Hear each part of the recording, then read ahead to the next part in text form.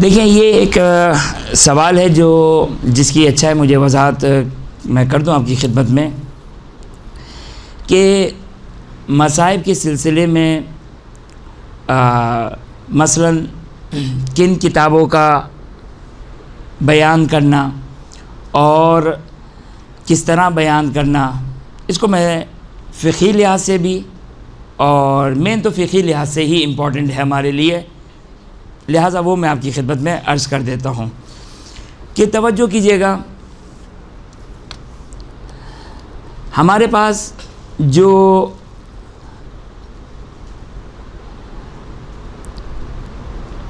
میں فقہی لحاظ سے ابھی اس کو بیان کرتا ہوں، پھر دیکھتے ہیں اگر کوئی اور مزید اس کو کوئی صورت ہوئی تو آپ کی خدمت میں عرض کروں گا۔ فقہی مسئلہ کیا ہے؟ ایک جنرل فقہی مسئلہ وہ یہ ہے کہ میں یہ کہوں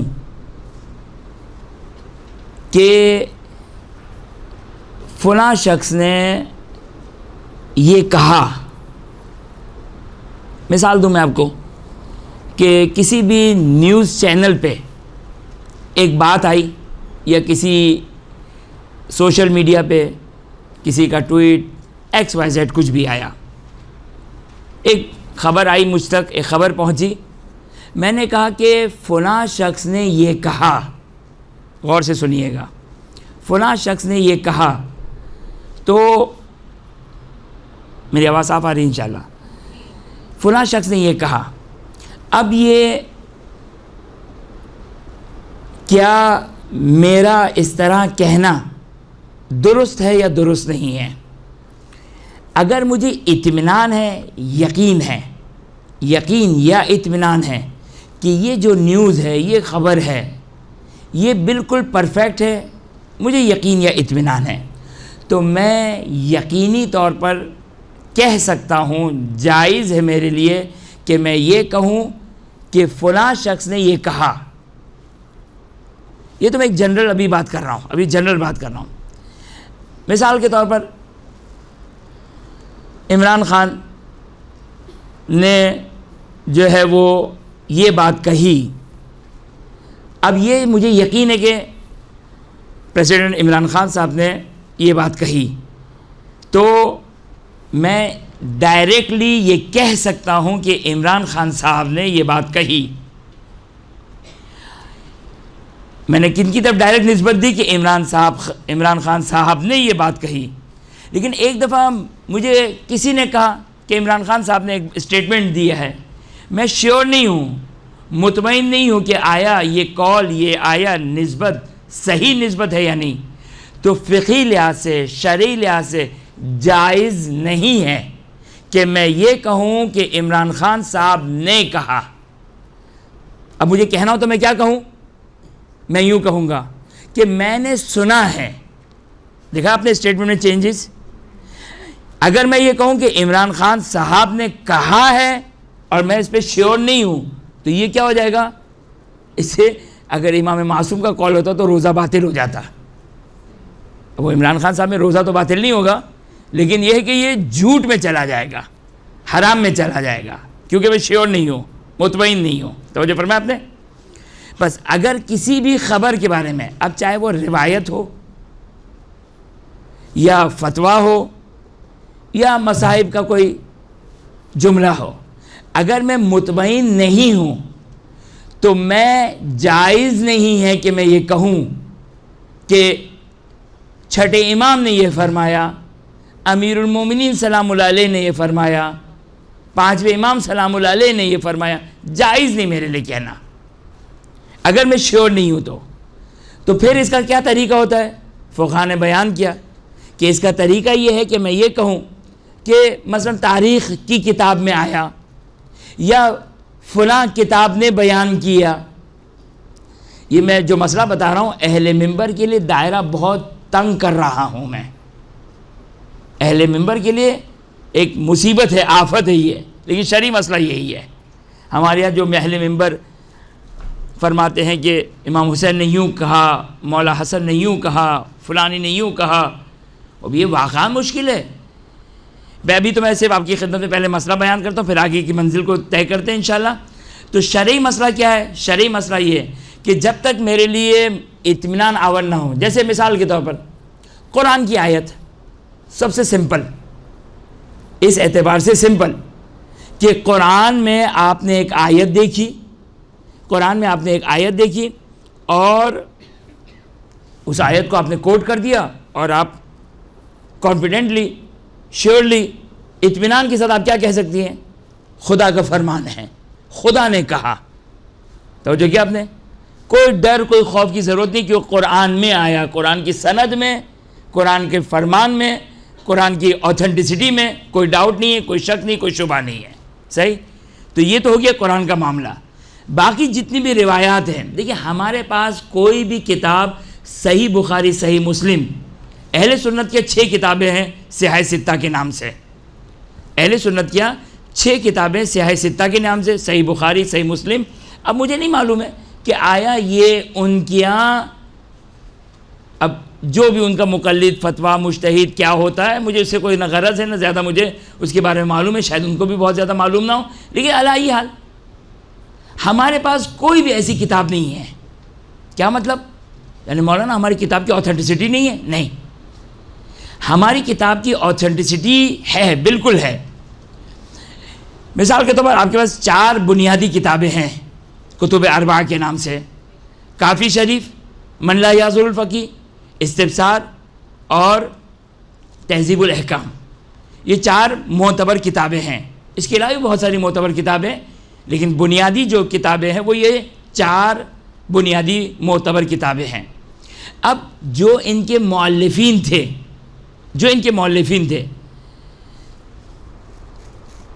میری بات سمجھ میں آ رہی ہے انشاءاللہ؟ جو ان کے مؤلفین تھے، 3 مؤلفین ہیں ان 4 کتابوں کے: شیخ یعقوب کلینی، شیخ طوسی اور شیخ صدوق. یہ 3 مؤلفین نے 4 کتابیں لکھی ہیں کہ شیخ طوسی کی 2 کتابیں ہیں. یہ لوگ، انہوں نے جتنی بھی روایات لکھی اس کی سند بیان کی، فلاں سے فلاں سے فلاں سے فلاں سے فلاں سے، ان امام صادق علیہ السلام، ان امام باقر علیہ السلام. اب فقیہ آتا ہے، مجتہد آتا ہے، وہ اس روایت کی سند کو دیکھتا ہے.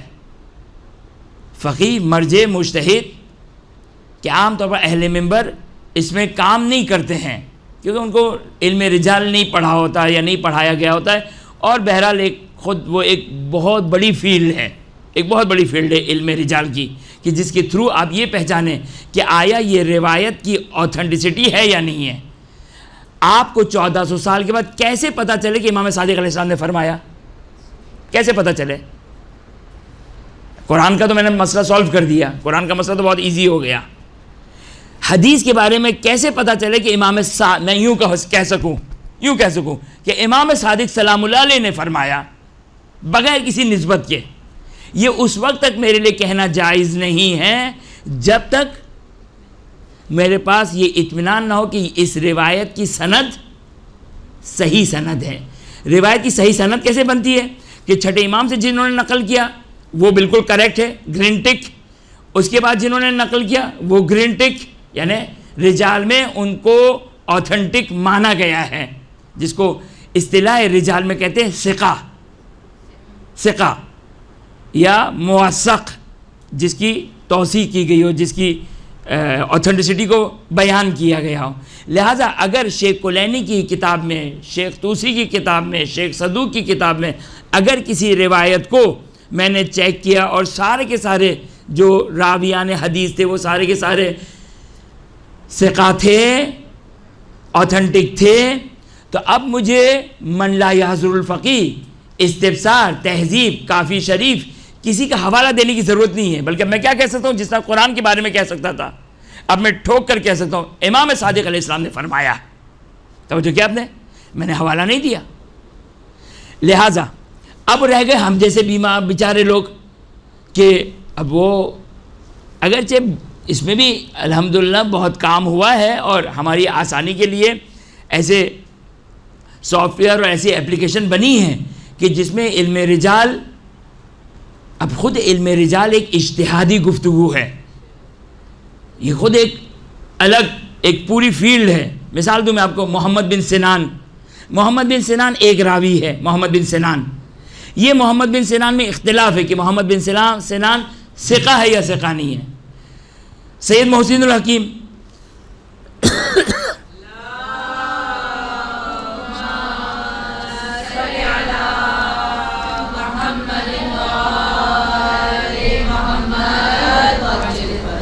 سید محسن الحکیم یا آج کے زمانے میں آ گئے شبیری زنجانی، یہ ان کو ثقہ مانتے ہیں، لیکن آغا سیستانی، آغا خوئی، مرحوم آغا خمینی، یہ لوگ ثقہ نہیں مانتے محمد بن سنان کو.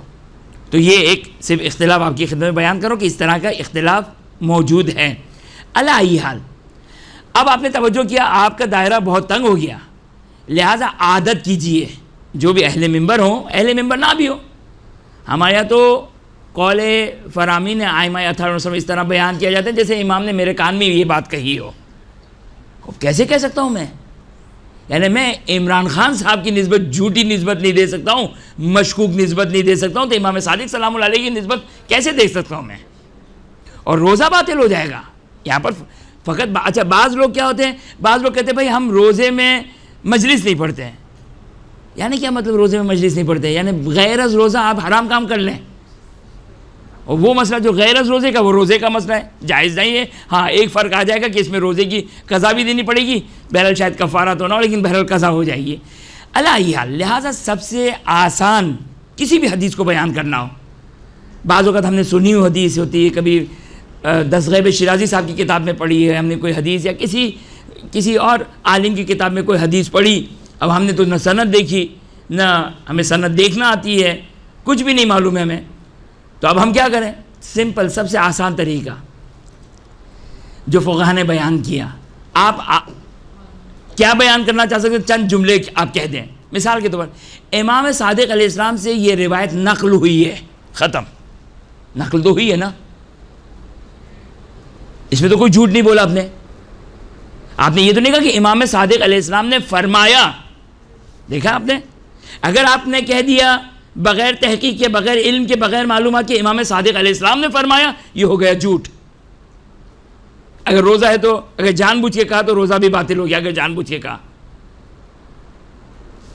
توجہ کیا آپ نے؟ لیکن اگر آپ نے سمپل یہ کہہ دیا، اب آپ نے چاہے بہار الانوار میں روایت کو پڑھا، چاہے علامہ دستغیب شیرازی کی کتاب میں آپ نے یہ روایت دیکھی، یا آپ نے کسی عالم سے روایت سنی، یا اس سے بھی زیادہ نیچے لے کر آ جاؤں، کسی نیوز پیپر میں آپ نے کوئی روایت سنی، پڑھی. اب نہیں ہونا چاہیے یہ بیان. یہ میرا انشاءاللہ اگر آج کا اگر میں آپ کی خدمت میں بیان کر سکا تو وہ انشاءاللہ آپ کی خدمت میں بیان کروں گا کہ ہمیں کہاں سے حدیث لینی ہے. لیکن فی الحال فقہی مسئلہ بیان کر رہا ہوں. سمپل طریقہ کیا ہے؟ آپ یہ کہیں چھٹے امام سے روایت بیان کی گئی ہے، بیان ہوئی ہے. امام دیکھیں، آپ جملے کو ذرا دیکھیے گا.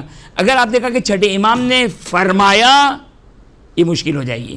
چھٹے امام سے حدیث بیان کی گئی ہے، کتابوں میں کتاب میں آپ نے کسی کتاب سے پڑھا، ضروری نہیں کہ آپ حوالہ دیں، کیونکہ اس سے بھی بڑا ایفیکٹ ہوتا ہے.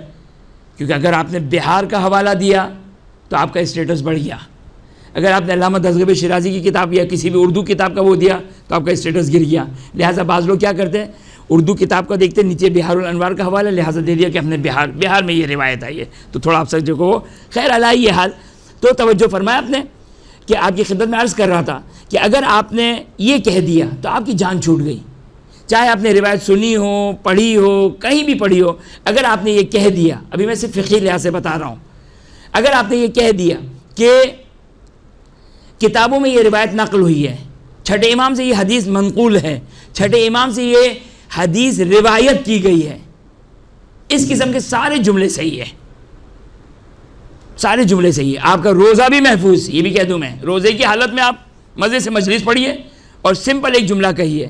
اچھا یہ بھی آپ کی خدمت میں ایک مشکل بیان کر دوں، مجھے نہیں معلوم آپ لوگ سب آیا اہل منبر ہے یا نہیں ہے، یا جو بھی اہل منبر ہیں، جب مجلس پڑھنا تو بہت آسان ہوتا ہے، ساری مسائل کے وقت ساری مشکل آتی ہے. لہذا مسائل شروع کرنے سے پہلے ایک جملہ کہہ سکتے ہیں کہ مقتل میں بیان ہوا ہے، اور قصد یہ کر لے کہ جو بیان کروں گا وہ جو مقتل میں بیان ہوا ہے، اب چاہے وہ مقتل، یہ بھی بتا دوں میں آپ کو، طریقے بتا رہا ہوں اپنے، چاہے وہ مقتل کتابوں کا مقتل ہو یا کسی نے بیان کیے ہو مقتل، یہ سب شامل ہو گیا. مقتل میں بیان ہوا ہے، آپ کا روزہ تو بچ گیا، آپ کا روزہ محفوظ ہو جائے گا۔ بس توجہ کیا آپ نے، اگر آپ نے یہ بیان کیا کہ یا تو آپ کتاب کا حوالہ دے دیں یا یہ بیان کر دیں مقتل میں بیان ہوا، اور آپ نے چاہے وہ حدیث سنی ہو چاہے مقتل کتاب میں پڑھا ہو آپ کی یہ بات درست ہو جائے گی۔ تو اب یہاں پر مصائب میں چاہے عام دنوں کے مصائب ہو چاہے ماہ مبارک رمضان کے مصائب ہو، عام طور پر جو اس کی رعایت نہیں کی جاتی ہے، عام طور پر اس کا لحاظ نہیں رکھا جاتا ہے، اور اس بات کا خیال رکھنا چاہیے ہمیں فقہی لحاظ سے کہ جب ہم پڑھیں مولا حسین سلام اللہ علیہ کی طرف نسبت دیں یا کسی بھی اصحاب حسینی کی طرف نسبت دیں، حتیٰ یزید ملعون کی طرف بھی اگر نسبت دینی ہے کہ یزید نے یہ کہا، تو کب کہہ سکتے ہیں ہم کہ یزید نے یہ کہا؟ جب تک ثابت نہ ہو میرے لیے۔ لہٰذا سمپل یہ ہے کہ ہم یہ کہتے ہیں کہ مقتل میں یہ بیان ہوا ہے، اور واقعی ہم نے مقتل میں یا سنا ہو یا پڑھا ہو، یا یہ بھی کہہ سکتے ہیں کہ حدیث جو میرے ذہن میں ہے، تو آپ کے ذہن میں تو ہے نا، آپ کے ذہن میں امام صادق علیہ السلام کا فرمان ہے، آپ نے تو نہیں کہا کہ امام صادق علیہ السلام نے فرمایا۔ ساری مشکل کہاں پر آتی ہے؟ جب آپ یقینی قاطعیت اور شیورٹی کے ساتھ یہ کہیں کہ امام صادق علیہ السلام نے فرمایا، یہ کوئی کسی کی طرف بھی امام صادق ائمہ اطہار مسلم سے منسوب نہیں ہے، کسی بھی چیز کو شیورٹی کے ساتھ بیان کریں۔ اب مقاتل میں دیکھیں بعض اوقات اب جو سوال کیا گیا، میں ہم تھوڑا سا اس کی طرف میں جاؤں کہ مقاتل کو بیان کرنا۔ دیکھیں مقاتل کو بیان کرنے کے لیے اب بعض لوگ کہتے ہیں کہ ہمیں معتبر مقاتل کو بیان کرنا چاہیے۔ یہ خود میرے سچی بات یہ ہے کہ یہ میری سمجھ سے باہر ہے۔ معتبر مقاتل کس کو کہتے ہیں؟ کیا ڈیفینیشن ہے معتبر مقاتل کی؟ اچھا آپ سے پوچھا جائے گا، آپ 2 4 5 کتابوں کے نام لے لیں گی، ابھی مخنف کا نام لے لیں گی، لحوف کا نام لے لیں گی، اور نفس المحموم کا نام لے لیں گی۔ سوک نامہ تو آج کل کی کتاب ہے، اگرچہ نفس المحموم بھی آج کی کتاب ہے، یہ کوئی پرانی تو نہیں ہے شیخ عباس قمی کی، لیکن بہرحال اب جن کا جو جی چاہتا ہے وہ معتبر مقتل کا نام۔ اب سوال، آیا ابی مخنف نے جو مقتل بیان کیا ہے آیا سب اوتھنٹک روایات سے ثابت ہے؟ لحوف نے جو سید رضی ابن طاؤس نے جو بیان کیا سارا، بابا ہم اصول کافی میں پھنسے ہوئے ہیں، ابھی تو میرے لیے کیا، فقہا کے لیے تہذیب الاحکام کی روایات شیخ طوسی کی، استفسار شیخ طوسی کی، من لا یعذر الفقیہ شیخ صدوق کی، اس کی روایت کو بھی مجتہد نہیں کہتا ہے کہ اس کی ساری حدیثیں معتبر ہیں، اگرچہ قدیم علماء قائل تھے اس نظریے کے قائل تھے کہ کتب اربعہ میں جتنی بھی روایت ہیں یہ ساری کی ساری معتبر ہے۔ اب یہ ایک اجتہادی گفتگو جو میرے اور آپ سے بالاتر کی گفتگو ہے، میرے اور آپ کا کام نہیں ہے، یہ کس کا کام ہے؟ یہ مجتہدین کا کام ہے کہ جو محقق ہوا کرتا ہے، اس لیے نہیں کہ کوئی مجتہد کے پاس کوئی سند ہے، مجتہد کی مرضی ہے، نہیں، تحقیق کا کام ہے۔ اگر میں اور آپ تحقیق کریں گے صحیح، ہم بھی مستقل ہو جائیں گے، لیکن میرے اور آپ کے پاس توضیح المسائل پڑھنے کا ٹائم نہیں ہے، تو کچھ یہ تحقیق کرے کہ آیا من لا یعذر الفقیہ ساری کی ساری معتبر ہے یا معتبر نہیں ہے۔ اب بہرحال جو محققین ہیں، جتنے بھی یہ قدیم فقہا ہیں، یہ لیٹسٹ فقہا حتیٰ علامہ حلی کے ماں باپ شاید سارے فقہا وہ نہیں مانتے کہ کتب اربعہ کی ساری روایت اوتھنٹک ہیں۔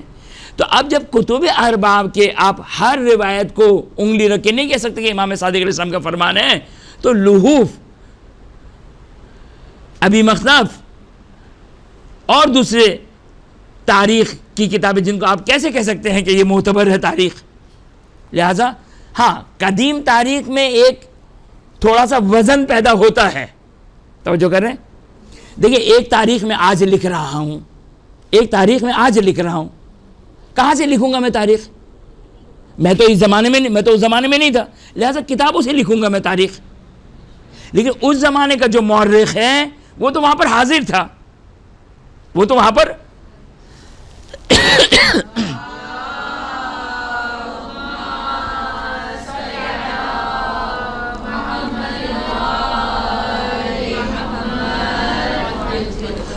حاضر تھا، لہذا یہ ایک فرق پیدا ہوتا ہے۔ وہ بھی سید رضی ابن طاؤس نہیں، سید رضی ابن طاؤس 600 ساڑھے 600 ہجری کے عالم دین ہیں، لہذا انہوں نے بھی اگر تاریخ لکھی ہے، تاریخ کربلا مثلا، تو کتنے سو سال گزر چکے ہیں؟ تقریباً 550 سال 600 سال گزر چکے ہیں۔ 600 ایئرس کوئی معمولی عدد نہیں ہے، لہذا انہوں نے بھی اگر کوئی تاریخ لکھی ہے، کربلا لکھی ہے، تو کہاں سے لکھی ہے؟ کتابوں سے لکھی. ہاں اگرچہ پھر میری نسبت ان کا ایک ویٹ ہے, ایک وزن ہے ان کی بات کا. کیوں؟ اس لیے کہ یہ خود ایک مسئلہ ہے. کیا ہے کہ ہمارے پاس بعض روایات, بعض کتابیں ضائع ہو گئی ہیں, بعض کتابیں ضائع ہو گئی ہے. یعنی واقعا میں کل ایک مجلس میں یہ جملہ کہہ رہا تھا کہ ہمیں احساس نہیں ہے کہ ہم کس غربت کے زمانے میں زندگی گزار رہے ہیں. حقیقت میں کہہ رہا ہوں میں, فقہی اعتبار سے بھی. دیکھیں فقہی اعتبار سے تو نسبتاً پھر بھی ایک حد تک آسان ہے کہ آپ کی شرعی ذمہ داری پوری ہو گئی, آپ نے انجام دے دیا فقہی اعتبار سے. اعتقادی لحاظ سے ہم لوگ واقعاً بے بس ہیں, یتیم ہیں ہم لوگ. یعنی میں کل ایک روایت کا ارادہ کیا تھا کہ آج آپ کی خدمت میں وہ روایت پڑھوں گا, ابھی کچھ ٹائم ہے انشاءاللہ میں پڑھ لوں گا, کہ آپ روایت سنیں گے تو آپ کو احساس ہوگا کہ کیا ہے مقام آل محمد علیہ السلام. اور حدیث معتبر حدیث, صحیح حدیث. اور یعنی جب میں حدیث کی سند دیکھ رہا تھا تو مجھے صرف اس بات کا خوف تھا کہ اس کی سند امام معصوم تک کنیکٹ ہو جائے, ورنہ اتنی معرفت کی روایت کہ اگر سند کی آتھینٹسٹی اگر نہیں ہوئی تو کیا ہے میرے ہاتھ میں؟ کچھ نہیں. انشاءاللہ تھوڑا سا میں آگے آپ کی خدمت میں حدیث کے بارے میں بیان کروں گا. تو کہنے کا مقصد کیا ہے کہ حدیثوں کی بہت ساری کتاب ہماری ضائع بھی ہوئی ہے, ہماری ضائع بھی ہوئی حدیثوں کی کتاب. اللہ یہ حال اعتبار کے لحاظ سے دیکھیں تو نہ ابھی مخنف کا اعتبار ہے, نہ لحوف کا اعتبار ہے, نہ کوئی اور قدیم جو اللہ بھلا کرے مقتل پہ لکھی گئی ہے. شخص معتبر ہے, لکھنے والا معتبر ہے, سمجھ رہے ہیں آپ؟ جو لکھنے والا ہے وہ قابل بھروسہ ہے, وہ اوتھینٹک ہے. لیکن جو میٹر لکھا ہے اس نے تو کیا لکھا؟ رویہ. جس طرح ہم مجلس میں کرتے نا, مجلس میں ہم اپنا شانہ, اپنا کاندھا کس طرح ہلکا کرتے, روایت کی گئی تو آپ سامنے والا سمجھا نہ سمجھا, آپ نے تو اپنی پتلی گلی نکل کر آپ نے اپنی جان بچا لی. تو آپ کتابوں میں دیکھے کریں, یہ جو لکھنے والے ہوتے ہیں یہ فقیہ ہوتے ہیں, لہٰذا یہ کیا لکھتے ہیں؟ رویہ. ہم نے بھی ٹھوک کر کہا لحوف کی روایت ہے. اگر لحوف کی روایت امام صادق علیہ السلام نے فرمایا تو صحیح بچت ہو جائے گی, لیکن آپ نے فقط لحوف پر اعتبار کیا اور یقین کے ساتھ کہا, ٹھوک کر کہا امام صادق علیہ السلام نے فرمایا. بچت نہیں ہے, درست نہیں ہے, کیونکہ انہوں نے تو کوئی سند تو نہیں بیان کیے, انہوں نے تو خود اپنی پتلی گلی پکڑی, انہوں نے تو کہا رویہ. لہٰذا ہم بھی ان کی تقلید میں کیا کہیں؟ رویہ کہیں. روایت کی ہے لحوف نے یا روایت کی گئی ہے, توجہ کیا آپ نے. لہٰذا یہ ایک آپ کی خدمت میں بات عرض کر دوں کہ میں خود ذاتی طور پر, ممکن ہے بعض ہمارے احباب ہمارے مخالف ہو, کیونکہ میں تو یہ فقہی لحاظ سے میرے لیے یہ بات ثابت ہے کہ کوئی بھی مقتل سچ, ہاں آپ کے مولانا پھر تو ہم صفر پہ کھڑے ہیں, نہیں ایسا نہیں ہے, ایسا نہیں ہے کہ میں کہوں کہ کربلا کچھ بھی ثابت نہیں, نعوذ باللہ من ذالک, نہیں ایسا قطعاً نہیں ہے. کہنے کا میرا مقصد یہ ہے کہ ہم ہر نقطے پر, ہر جملے کے اوپر, ہر حدیث پر انگلی رکھ کے یہ نہیں کہہ سکتے کہ امام کا فرمان ہے. توجہ فرمایا آپ نے, یہ نہیں کہہ سکتے ہیں. ہاں مجموعی طور پر کہہ سکتے ہیں کہ یہ سارے واقعات ہیں بقول ہمارے استاد کے کہ جتنا نقل ہوا ہے مصیبت اس سے بہت بڑی ہے, مصیبت اس سے بہت زیادہ ہے. یہ تو تھوڑی بہت جو روایتوں میں نقل ہو گیا. بس آپ نے توجہ کیا, آپ نے کہنے کا میرا مقصد کیا ہے, میں جو پریکٹیکلی کرتا ہوں وہ کیا کرتا ہوں, میرے پاس اگر سوگ نامہ بھی آ جائے, سوگ نامہ آج کے زمانے کی کتاب ہے, سیاب الرحمت آج کے زمانے کی کتاب ہے,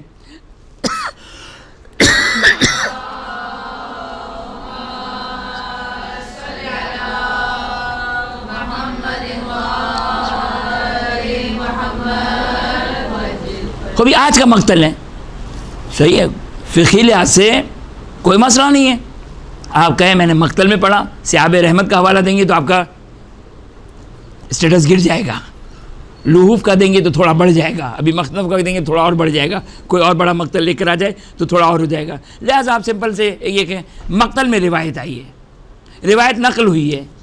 سب سے بیسٹ, سب سے آسان, مصائب کے درمیان بھی آپ اپنی پریکٹس کے لیے پریکٹس چاہیے, کیونکہ مصائب میں تھوڑی روانی زیادہ ہوتی ہے, لہٰذا اس کی آپ پریکٹس کر لیں. مقتل کا جملہ ہے, ہاں مقتل کا بھی کہیں نہ کہیں تو ہونا چاہیے, نہ کہ خود ہی مقتل بنائے بیٹھے بیٹھے اور اسی کا جملہ بھی بن جائے.